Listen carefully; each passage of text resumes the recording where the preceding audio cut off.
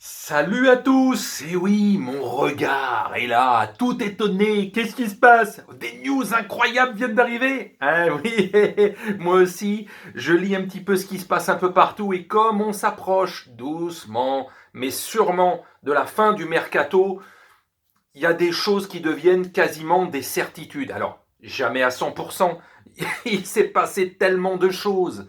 Je vous dis, depuis le retour de Benzema en équipe de France après 5 ans d'attente et l'arrivée de Messi alors qu'une semaine avant, c'était totalement impensable, tout est possible. Maintenant, ça peut changer du tout au tout, d'une journée à l'autre, mais les choses qui sont là en cours font croire, font sérieusement penser d'une, qu'Mbappé ne va pas bouger.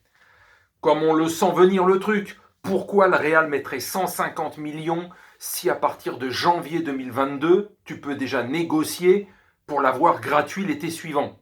Parce que le mec, il y a 9 chances sur 10, je dis bien 9 sur 10, il reste 1 sur 10 que Paris arrive à embourber le cerveau d'Mbappé quelque part, ce qu'ils n'ont pas réussi à faire depuis 6 mois, mais il y a une chance sur 10 que peut-être, ils arrivent dans la dernière saison qu'il est censé faire et qu'il va probablement faire jusqu'à l'été 2022 et après normalement, partir gratuit au Real Madrid parce qu'il a des envies d'ailleurs.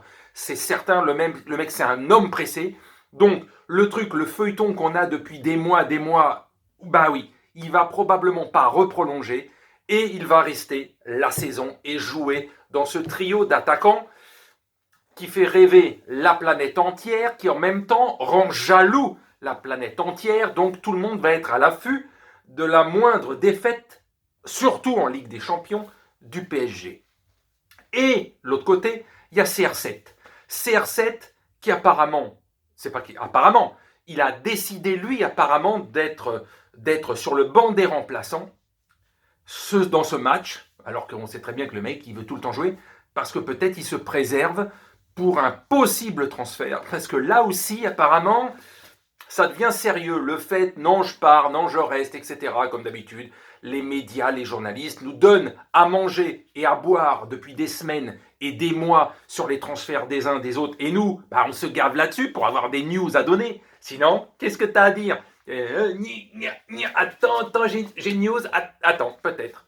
Mais si c'est pas les journalistes eux-mêmes qui nous en fournissent, on va pas les chercher par magie, quoi. Donc, c'est eux qui disent tout et leur contraire. Donc, dans ces dernières news, CR7 serait peut-être prêt à partir dans les 9 derniers jours de mercato, dans les 9 derniers jours. Et là, avec le fait que Messi est arrivé à Paris, avec le fait que Mbappé a 95% de chance de rester cette saison au PSG, donc c'est à 99% de chance mort pour que CR7 vienne au PSG.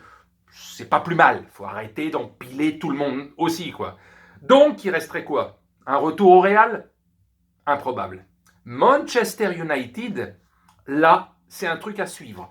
Un retour dans le club où il a explosé, ça serait une possibilité. Donc, à suivre dans les 9 derniers jours, un probable départ de CR7 et peut-être à Manchester United, un retour aux sources. Voilà. Sur ce, ces news incroyables, peut-être qu'ils vont être démentis dans les 48 heures qui viennent, parce qu'un truc cataclysmique est arrivé encore, mais pour l'instant, à l'heure H, c'est ça qui va se passer. Et peut-être que dans 2 jours, c'est pas ça du tout. Et bon bah, à dans 2 jours alors. Salut.